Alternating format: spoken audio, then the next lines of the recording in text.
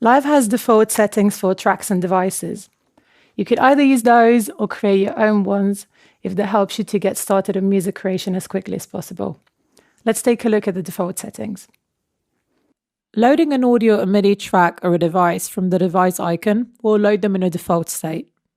However, you can also create tracks and devices with your own default state. Creating a default audio or MIDI track can be achieved by loading the device in the audio or MIDI track accordingly, and then right-clicking to save as default. So let's say, for example, I would like to have an EQ8 on my audio tracks. I will load the device accordingly,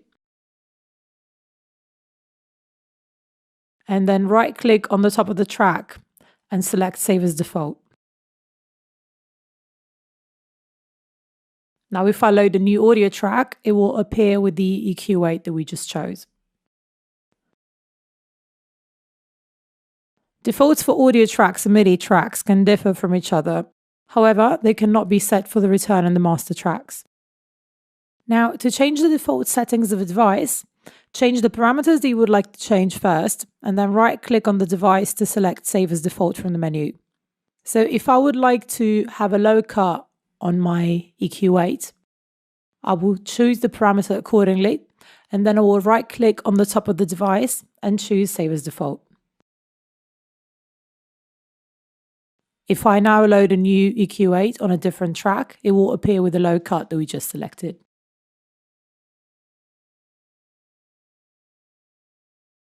To change the default settings of a live set, add the audio, MIDI, return tracks and the devices that you would like to have, and go to Preferences under the tab File folder, where you can select Save Current Set as Default.